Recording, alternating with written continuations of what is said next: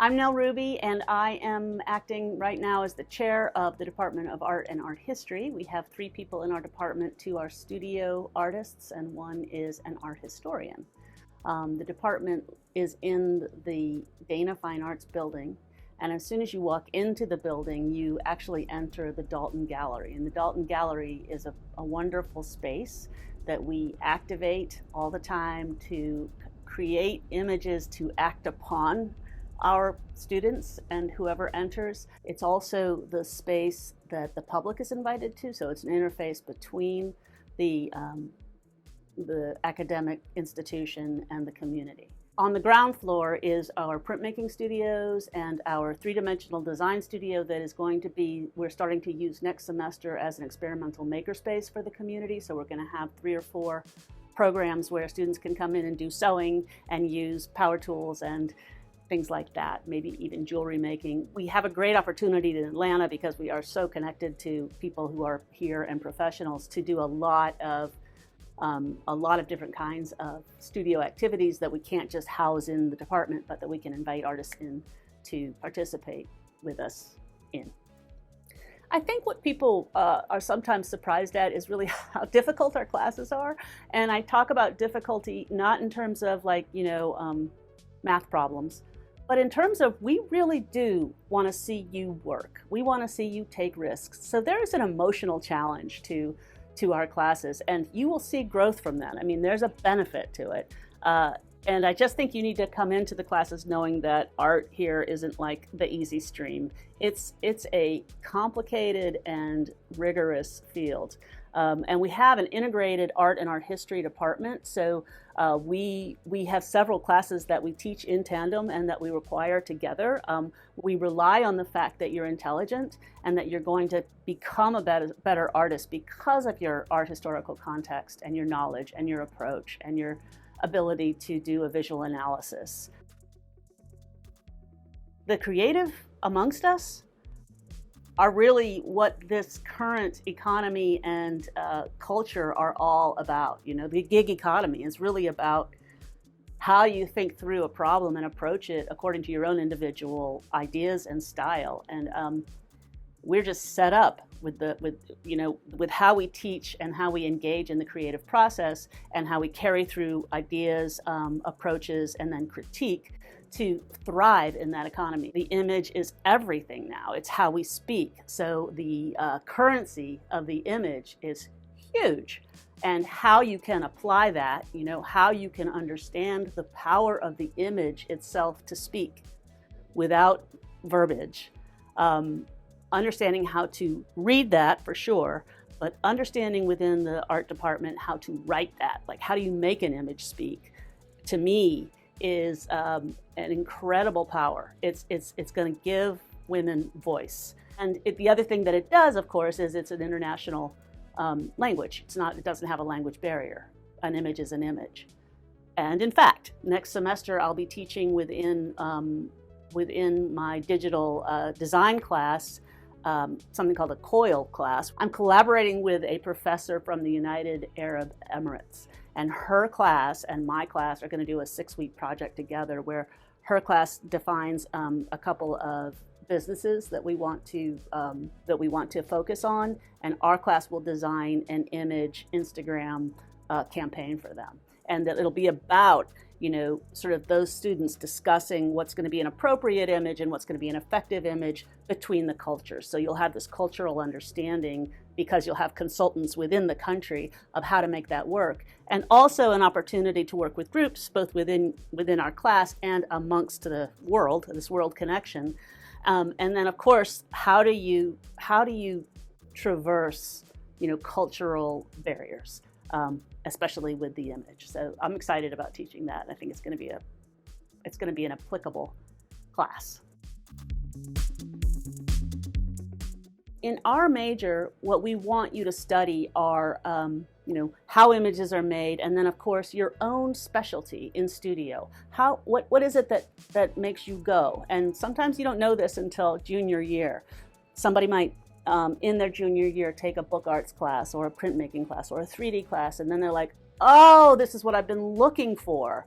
And then within that 3D or book arts or printmaking class, you'll have something that you really jibe with. It'll be like monoprints. That's it.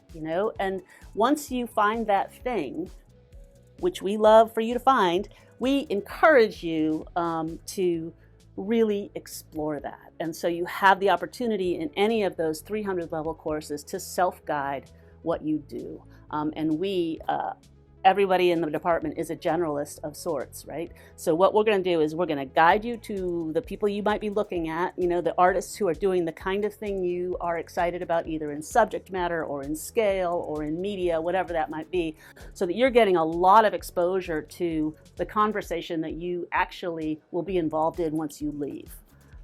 We're really interested in you not just being, insular and doing your thing, but really understanding what's your part in the world. How can you connect?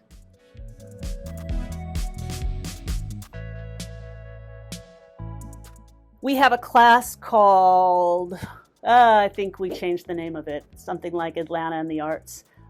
It's a 200 level class, and once you've taken the 100 level prerequisites, which is one studio class or the art history class, you're eligible to take this class. It's Art 260. And it's field trips around Atlanta. So there's an hour seminar on a Tuesday, and then on Thursday there's a 3-hour class. And we go to places like Art Papers, which is a international art magazine. We go to galleries, we go to museums, we go to bookbinders, we go to conservationists. We go to places where public art programs, we go to places where the arts are used within the world. Now, this class ends up being a gateway for students to think about, certainly about internships. Like, you can actually meet these people and say, so, by the way, do you need interns? And they always say, oh, yes. They love Scotties because we're so smart. And the other thing that it does is it opens up your world, because it's very hard to know what all of those possibilities are. But again, the art and the image are everywhere. Everyone uses it. Film studies. Everybody, you'll find when you come here that all of the disciplines use film, right? Well, that's an art media. So there's all of these ways that you can start to understand the capacity for what you can do with your art knowledge.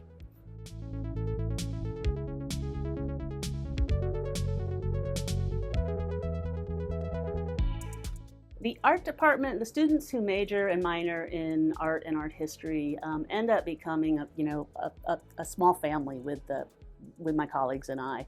We have a lot of projects that we do together, and a small college experience, of course, you just really get to know one another. And it's not for everybody, right? Because if you want to hide out, it's kind of hard. But what our aim and drive is in the department is really about process. It's about you learning. And so what we're very interested in is not that you make a perfect thing, which is impossible and also boring, but that you are engaged and working and trying, right? And taking risks. And how do we, mostly what we like to look at is see that you are doing something that you're afraid of, and succeeding or not, you're succeeding, right? Because all of that is information, and that gets super exciting, right? I've had a few situations where I've gone as a visiting artist to schools that have that are co-ed institutions, and I'm just a little bit, I take for granted the fact that we have a trusting atmosphere and that women feel at ease and safe, which I think is the huge thing that you must have in an environment for making art and taking risks. And I find that it just is not a problem here. People are so supportive, and I'm really not interested in saying, oh my God, you don't know how to do that. You call yourself an artist. I want to share the wealth. I want to share. We are human and we like to make marks, and you have a mark to make, and I want to know what your mark is, don't you? And this is the question that I'm super excited to see revealed in y'all. What I love about Agnes Scott is when you have an idea, it's kind of like, yeah, how do we make that happen, and how can we best leverage that? Like, what are the opportunities that your idea present, rather than can I do this? It's almost always just how can we make it happen. Our classes are limited in the studios to 16 people. We want to make sure that we give students the attention they need from each other to create that studio vibe, and also from the instructor. Every class that you take here gets its own studio for the semester. So if you take the first year visual thinking class, you have that class for the semester, so you can leave your materials out if you want to. You don't have to worry about somebody moving your still life. It's yours for the semester. We employ professional artists from the community to teach some of our classes. We have a wonderful Kirk fund that helps us support something called the Kirk Artists, where we have invited artists in to spend the year with us doing projects within their genre, and that's just an enhancement of the arts that we get to offer you guys. It's really a fun thing. We get to connect with these people, and they get to have a chance to teach and get to know you. So a question often comes up when I talk to people on tours about what I'm thinking about. I'm an AP, got a 5. I'm all that. I'm so good, and I really want to further my art, my artistry. What makes you so great versus an art school? And what I want to say to you, if that's you, is I think it's essential that a person understand their world and understand who they are within the world, and understand the lenses of other disciplines. Like, what does it mean to think like a sociologist? What about this historical context? You have to know your culture and the wider culture to really be anybody worth saying something. So to me, what you do in these 4 years is really not about your artistry in the technical sense. It's about your artistry as a human being. How do you shore up who you are and what you think and what you value and why, to narrow in on what you want to say about that.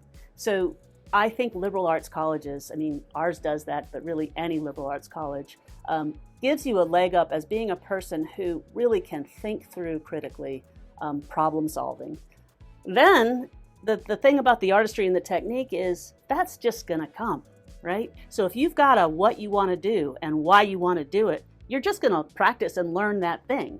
One of the things, and I don't want to bash art schools because I think they're fabulous, right? But one of the things that can happen is a real shortcoming on that breadth of knowledge and a real focus on your technique. And I just think that that's selling yourself short, right? Learning the technique is great. It's important. In fact, it's huge. You have to, right? But I don't know that you have to right now.